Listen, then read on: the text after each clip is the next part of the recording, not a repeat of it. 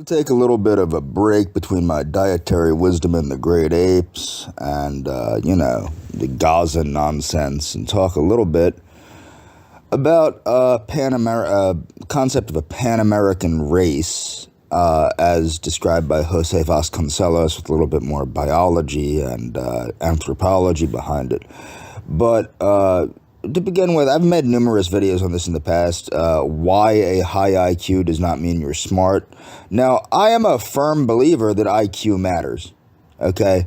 I know it matters, okay? I've seen people, I can tell a smart person from a stupid person, generally speaking. The problem is, if you look, I've met a lot of very high IQ'd people that are not very smart as far as their daily activities go, their ability to regulate their behavior, things of that nature, okay?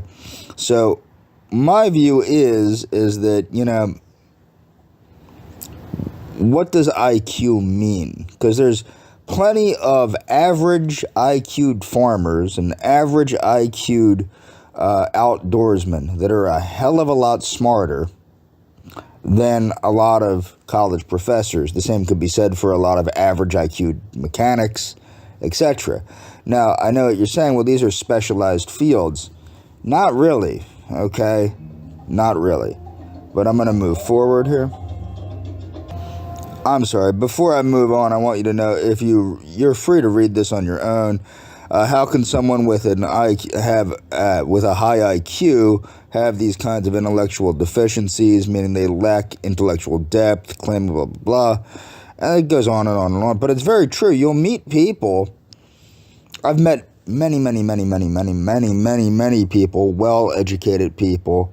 What really changed my mind on IQ was working in a field with degreed individuals and meeting people with PhDs, PsyDs, medical degrees that are really dumber than dog shit. I mean, quite honestly, they're not very bright at all, but they're obviously high IQ'd, or they wouldn't have the degrees they had unless they cheated their way through school, and I don't think that's statistically possible. But you can read this on your own. This is from Yale, I believe, if I remember correctly. Yes, this is from Yale. So this goes into transforming lives through learning communities, working with people through communities, learning to make blah, blah, blah, blah, blah. Okay, you can read this one on your own, too. This goes into the intelligences, the several intelligences. I don't know why it's behaving like this. But what it does do is it talks about the different methods of learning and things of that nature. 9 different types of intelligence, Gardner's theories. Okay, I'm going to go to a different article I have in here that's a little easier to manage, I think. So, as I said, I'm a firm believer in the IQ, in the basic IQ test. I do not believe that the basic IQ test is the best at measuring a person's abilities. There are some things that we do not consider intelligence that I think we might need to rethink and start putting into the concept maybe these things are intelligence. People that that are familiar with the Montessori method of education might understand that this is how the Montessori method of education works. So you have visual, spatial, linguistic, verbal, logical, mathematical, body or kinesiological, musical, interpersonal, intrapersonal, and naturalistic. So it goes over criticisms of the multiple intelligences. Of course, it's under criticism. Visual, this is going over what it is. So what is visual or spatial intelligence? Visual and spatial judgment. People can read and write for enjoyment, are good at putting puzzles together, interpret pictures, graphs, charts well, enjoy drawing, painting, and visual arts, recognize patterns easily. These are folks that are obviously, this is measured on basic IQ tests like Raven's progressive matrices and things of that nature. Potential career choices: architect, artist, engineer. Linguistic or verbal, written, blah, blah, blah, enjoy reading. Potential career choices: writer, journalist, lawyer, teacher. Logical, mathematical, they can analyze problems and mathematical operations.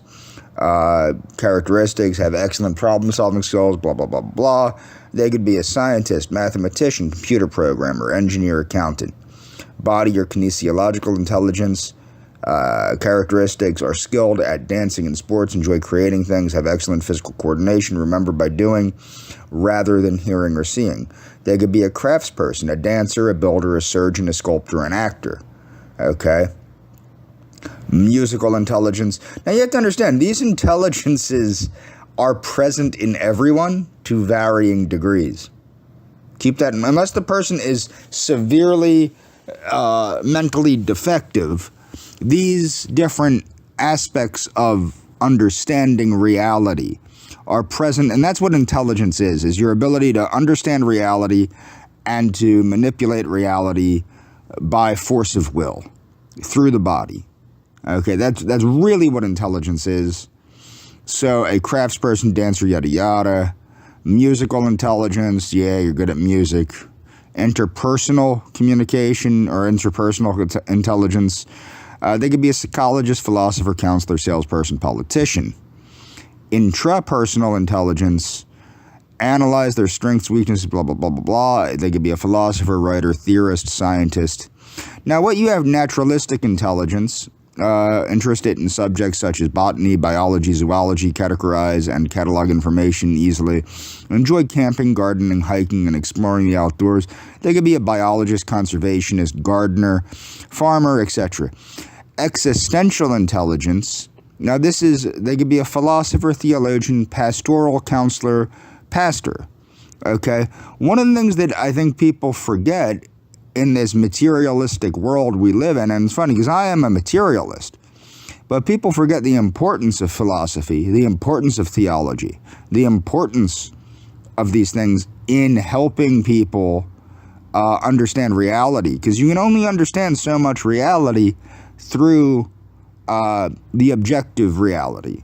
There's also a matter of making the person aware of things beyond objective reality. That's why Nietzsche was such a stickler for the importance of, well, God is dead, what do we do now? And he wanted to incorporate more humanities and things like that into people's lives.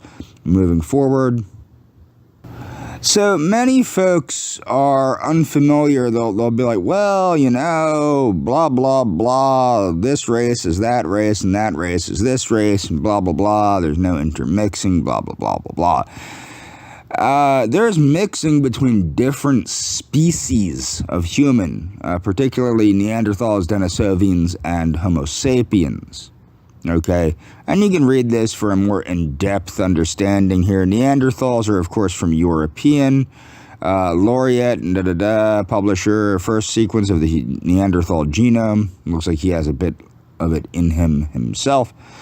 But Neanderthals shared more allies with Eurasian populations, French, Han Chinese, Papua New Guineans, than with sub-Saharan African populations. So whenever you hear, and this is a common thing from like the black Hebrew Israelites, they like to call white people now snow apes and all sorts of weird crap. This is why. It's because the Neanderthal genome has been found in higher concentrations. The allias have been found in higher concentrations in white people, Chinese people, and Papua New Guineans, okay? But not very much in sub-Saharan Africans. However, there is something in them, but it's an unidentified hominid that nobody knows what it is. So, 1,000 genomes, African, blah, blah, blah, blah, blah. Intragressed genome. Subpopulation admixture. Now, I'm not a big believer in the out of Africa theory. I'm a big believer in a different theory, which is also an out of Africa theory, but it predates the modern conception that modern humans come from Africa. The other theory is that Homo erecti left Africa and went to the different continents and then evolved into the modern humans. Now that we know about the admixture between Neanderthal and Denisovians and things, that really does seem to make a lot more sense. And you have to remember, that theory was never disproven. And the out of Africa theory, of course, has never been proven. It's just an idea that's pushed in modern biology textbooks and whatnot. but it's not really proven. It's just an idea. Genomic analysis suggests that there is a global division in Neanderthal introgression between sub-Saharan African populations and other modern human groups, rather than between blah, blah, blah, blah, blah. Okay, so the Neanderthal inferred admixture was observed to be, and this is the thing, remember, these are what? These are not Negro people, okay? So you have, and I'm trying to use terms that are the most politically correct, which is not like me, but I'm trying to obey YouTube here.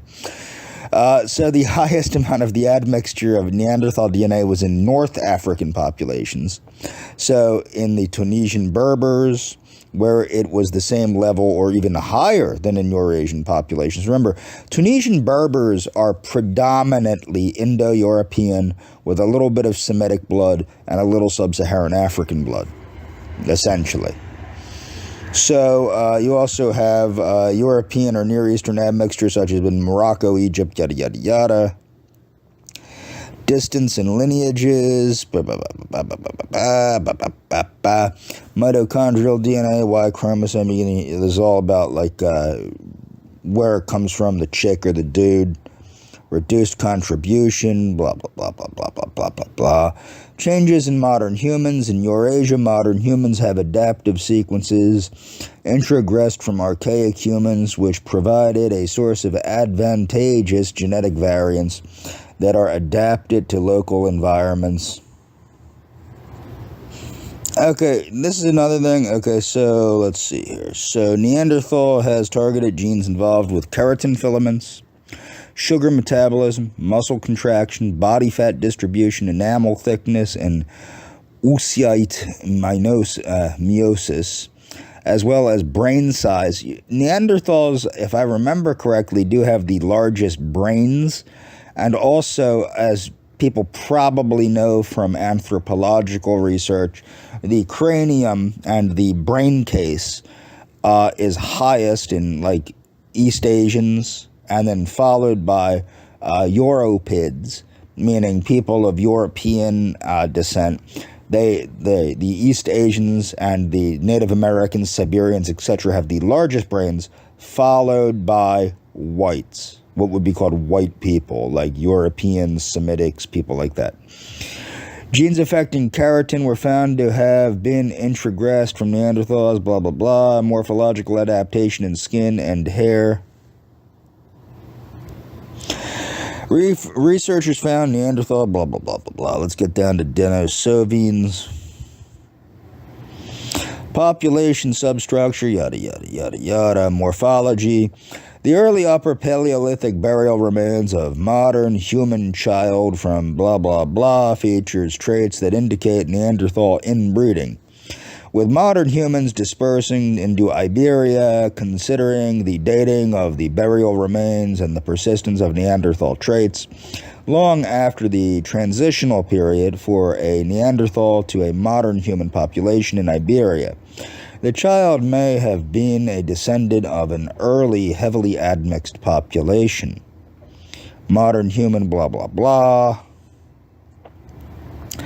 The interbreeding has been discussed ever since the discovery of Neanderthal remains in the 19th century, blah, blah, blah. Okay, now we're where I want to be, Denisovans. So, Denisovans, okay, so it has been shown that Melanesians, Papua New Guineans, Bougainville Islander share relatively more alias with Denisovans when compared to other Eurasian-derived populations and Africans. It is estimated that 4 to 6% of the genome in Melanesians derived. Now, what's funny is people will go, well, that's only 4 to 6%. We're all the same. Blah, blah, blah, blah, blah, blah, blah. Okay. We are more similar. The average human is more similar to a chimpanzee or a bonobo than they are to each other. Keep that in mind as far as the racial distribution is concerned. So, and I'm going to get into that. The reason I'm making this video is I got into an argument with a moronic white supremacist on Gab a couple weeks ago, maybe a month ago now, and they just don't grasp this shit. And they keep whining about, like, they don't understand that humanity is a singular species, okay? As defined by biology, we are a singular species. However, so are dogs and cats, and there are various breeds of dogs and cats, okay? Keep that in mind. That'll come up in later videos. Okay, the observation of high Denisovian admixture in Oceania and a lack thereof in mainland Asia suggests that early modern humans and Denisovians had interbred east of the Wallace Line that divides Southeast Asia, according to the Cooper and Stringer. Observed that particularly Oceanians, followed by Southeast Asian populations, have a high Denisovian admixture. Findings indicate that Denisovian gene flow event happened to the common ancestor of Aboriginal Filipinos, Aboriginal Australians, and New Guineans. New Guineans and Australians have similar rates of Denisovian admixture, indicating that interbreeding took place prior to their common ancestor entry into Samoa, Australia. New Guinea, okay. So it has also been observed that the fraction of near-Oceanian ancestry in Southeast Asians is proportional to the Denisovian admixture, except in the Philippines, where there is higher proportional Denisovian admixture to near-Oceanian ancestry. Now, what I'd like to point out, what you will find interesting, is that IQ variances, really big IQ variances between, say, Filipinos and Filipinos, Vietnamese, people like that, and Chinese, Japanese, people like that, Koreans, okay? And a lot of this has to do, I believe, with, I know for a fact, it has to do with different cranial sizes, different size brain cases, and also most likely different levels of brain activity. The sad thing is, because of the political sissy shit going on, there's not a lot of information on variances in brain activity by race. Okay? And that's a sad thing. That is a very sad thing, because we do have a lot of good research on things like number of neurons per blah, blah, blah, blah, blah, and brain matter, and size of the brain, and size of different parts of the brain, and shit like that, from anthropological research in the 19th and early 20th centuries.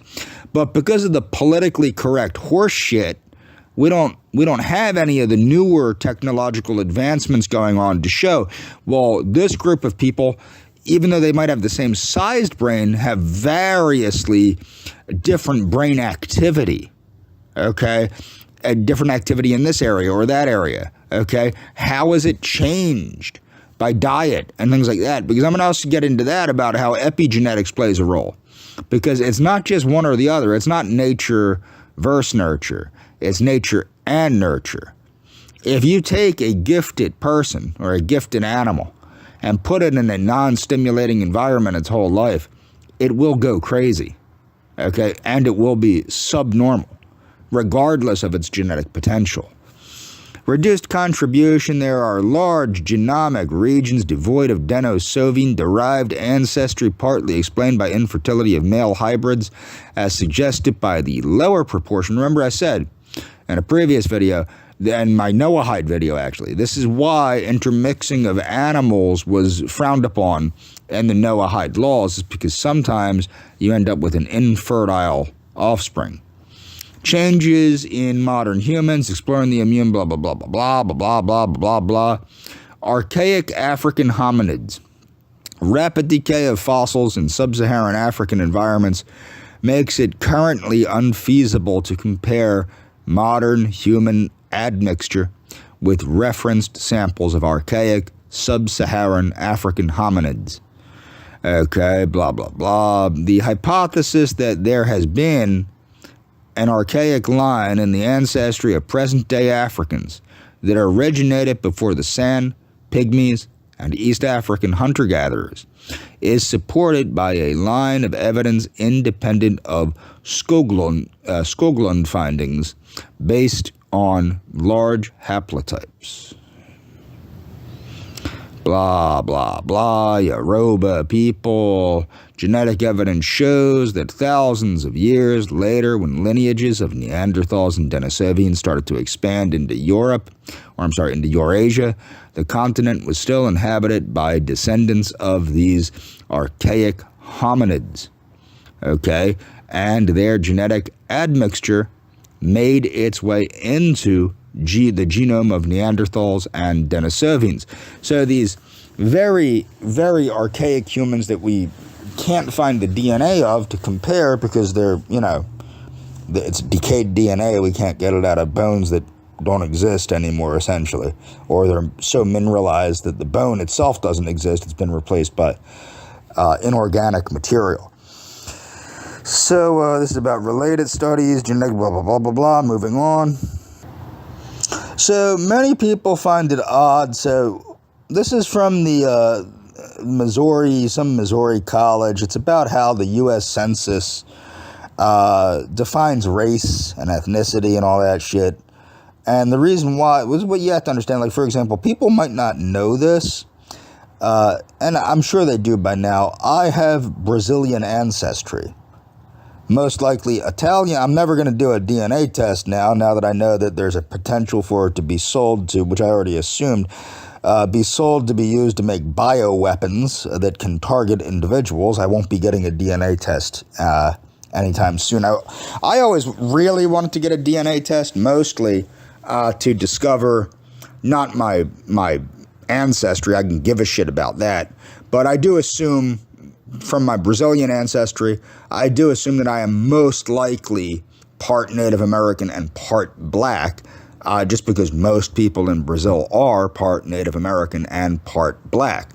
Okay, but this is the thing, and I'm going to go deeper into this moving forward, but what you have to understand is what are the definitions of the U.S. Census Bureau. So on census surveys, an individual can report as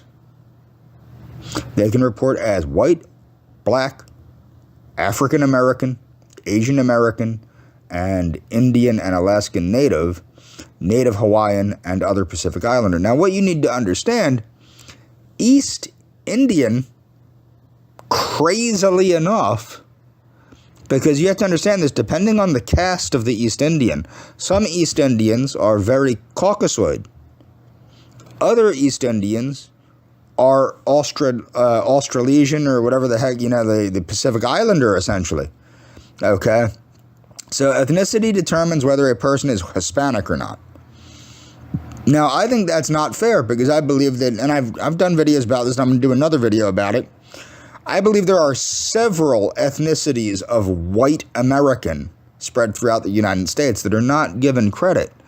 One of these, because they somehow consider Hispanics, although most Hispanics have more Native American blood than do most Native Americans, most of the government agencies consider Hispanics to be white when they're really an admixture of white and Native American. Some of them are purely Native American and they're considered white, okay?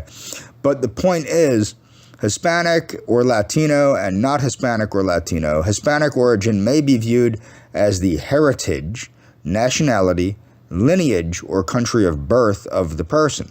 So despite the fact that I do not speak Portuguese, I do not have any desire to speak Portuguese, and I do not identify as a Brazilian because I'm only a quarter Brazilian.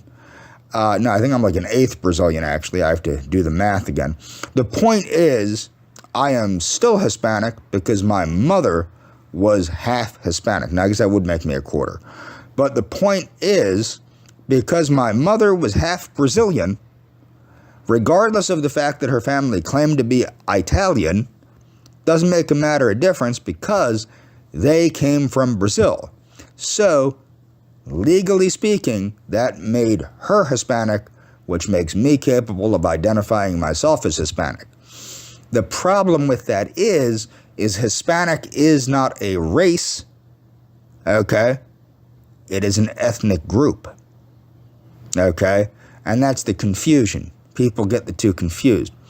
So regions of origin, a white person having origins in any of the original peoples of Europe, the Middle East, or North Africa. Now, what's funny, this is what I find interesting here, because this is not what it says when you fill out the census.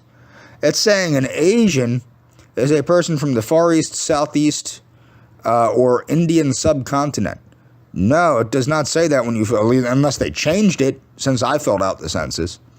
So you can be, and now look at the racial differences of these people. So Asian is not a race. Neither is European, because you can be a European, a Scandinavian European, or you can be a Turkish European, or you can be a Mongol European, such as from, say, Hungary, or what's the other one? There's a couple of them like that. The Baltic areas and stuff, where there are Finland, a very high amount of Mongol DNA. Remember, the Mongols conquered most of Europe.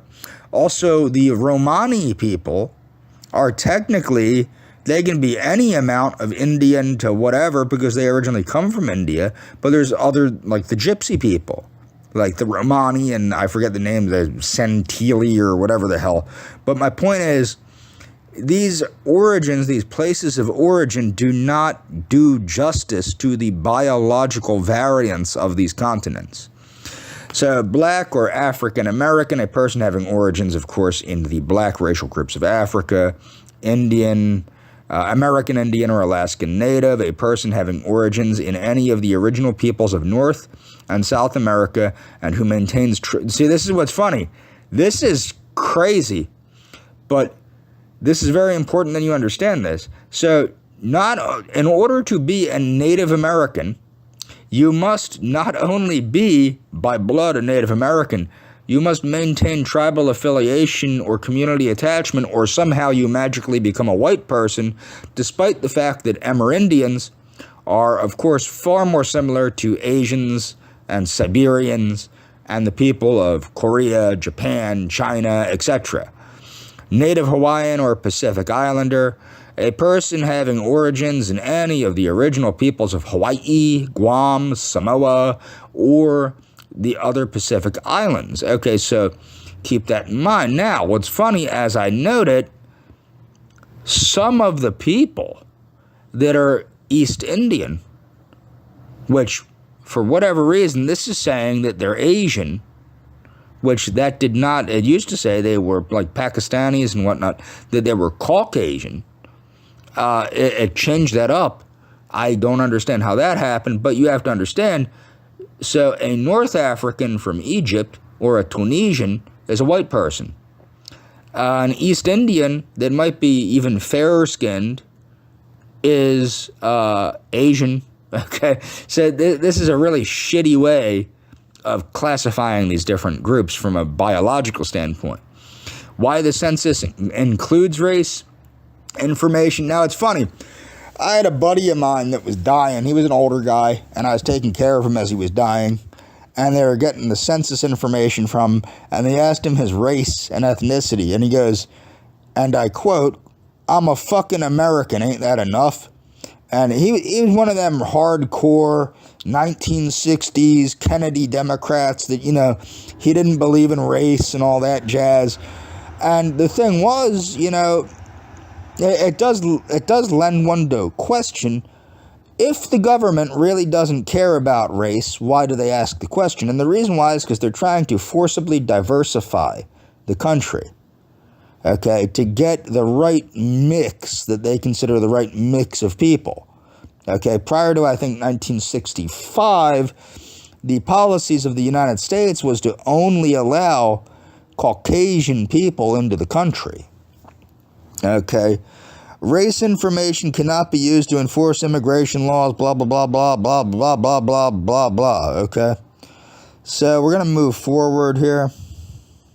Now, you might be asking, if I'm wary of the government's forced diversification of the country, why do I promote the creation of a pan-American race? like Jose Vasconcelos did. Is that not simply giving in to forced diversification? Well, no, it's diversification by choice, and diversification is not necessarily a bad thing, as I'm going to get into later when I talk about animal breeding. Okay, so the concept, composition, blah, blah, blah, categorizing race, blah, blah, blah, blah, blah, blah, blah. Okay. So the following groups are used in the diversity calculation. So this is, again, the issue. So as we know, Hispanic is not what? Hispanic is not a race. But yet here it's in the diversity calculations of the U.S. government. This is from the census, census.gov, as you can see at the top there. Black or African American alone, white alone, non-Hispanic, American Indian and Alaskan Native alone, non-Hispanic. Your chances of finding somebody that is 100% American Indian, maybe Alaskan Native you might, but American Indian, very rare I would think. Asian alone, non-Hispanic, Native Hawaiian and other Pacific Islander alone, non-Hispanic. Now again, you're not going to find a lot of Native Hawaiians or Pacific Islanders, because, especially in Hawaii, because there have been so many Chinese, Vietnamese, Okinawans, Japanese, etc., etc., etc., etc., etc., moved into that area, originally as slaves to work the sugar cane plantations and whatnot, and then later as citizens to work the sugarcane plantations and whatnot. The diversity index is a measure, blah, blah, blah, to present the results of diversity, because they want to get this perfect diversity. This is what they're looking for. They want a 4 equal size group here of whites, blacks, Asians, Hispanic, or Latino. Okay, this is the hypothetical example. Originally, you have to understand, the United States used to be, for the most part, 90% white and 10% black, with a little bit of Asian and Arab and other things sprinkled in, okay? But that was way, way, way, way, way back before 1965.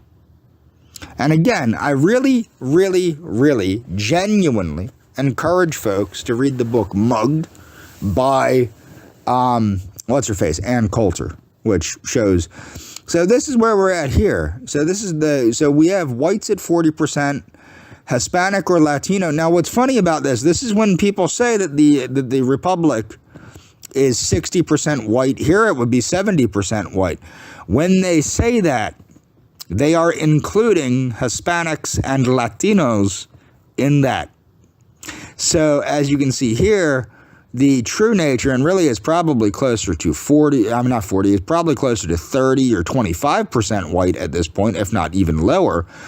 But white alone non-Hispanic is represented here by 40%, Hispanic or Latino by 30%, Black American, African American, blah, blah, blah, 20%, and 10% Asian or not Asian non-Hispanic. Now, what is a Hispanic Asian?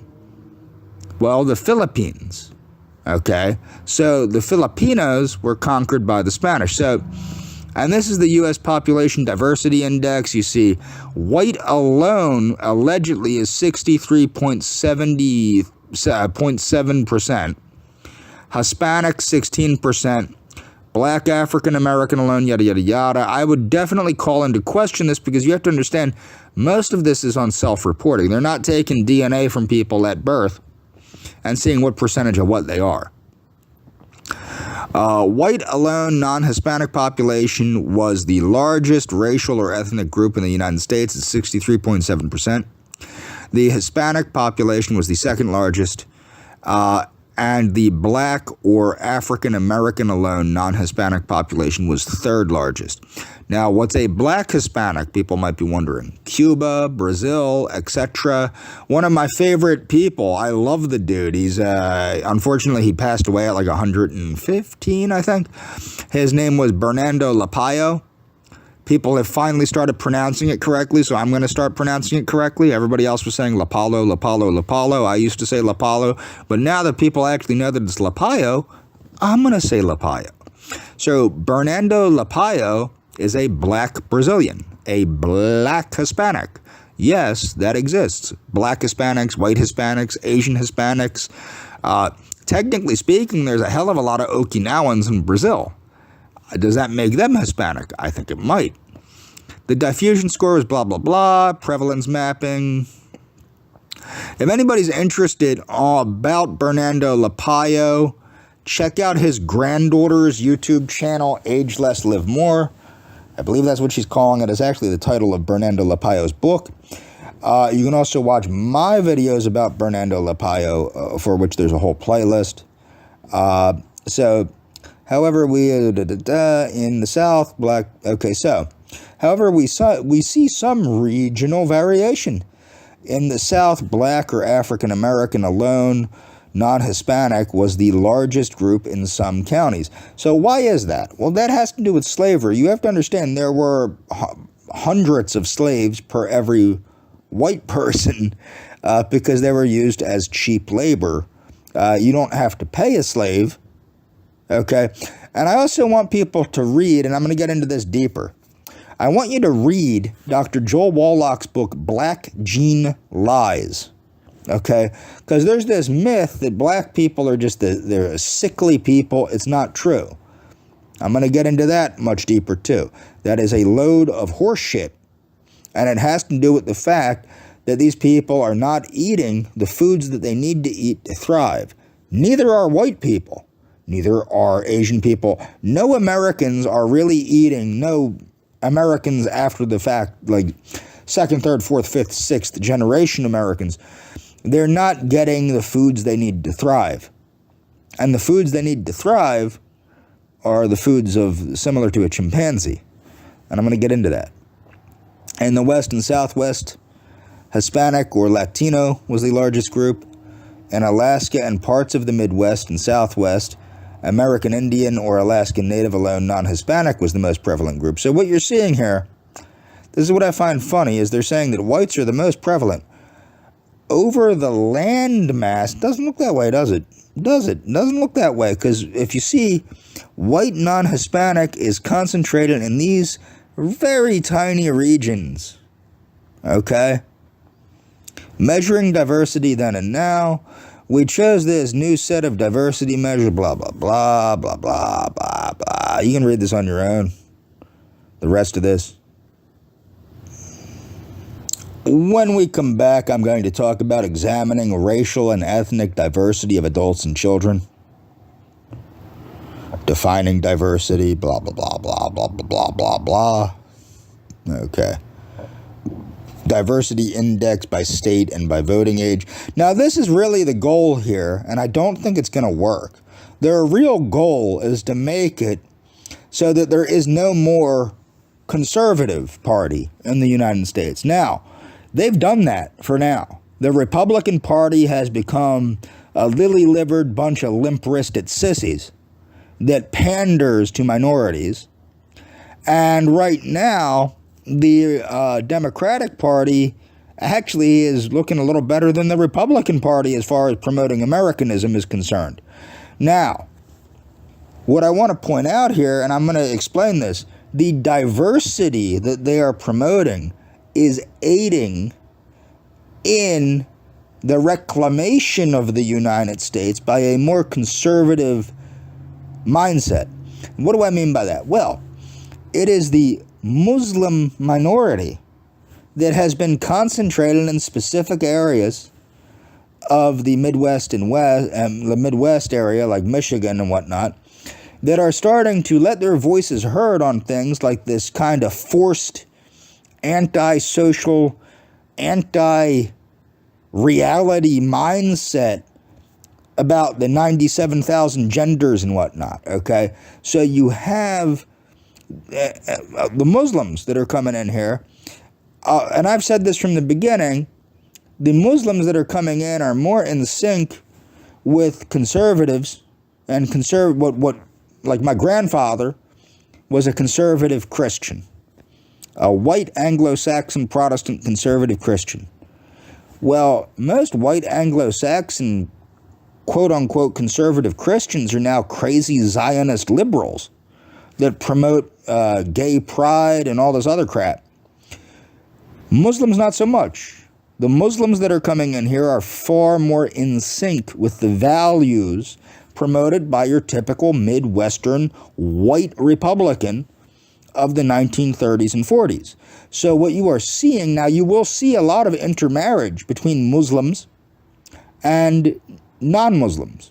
Okay, you're going to see that because Muslims don't have the same identity nonsense or racial identity crap as other groups of people, especially the Arab ones. Maybe the Sudanese ones do things like that. But as far as like Lebanese people, or even the Christians, Syrian Christians, Lebanese Christians, Palestinian Christians, Afghani Christians that were converted by people that went over there, etc., etc., etc., they don't have the same racial identity because you can convert to Islam and you can convert out of Islam. But what you will not see is, even if you see a more moderate view of Islam, that is going to take it to where we were in the 1930s and 40s, if you dig what I'm saying here.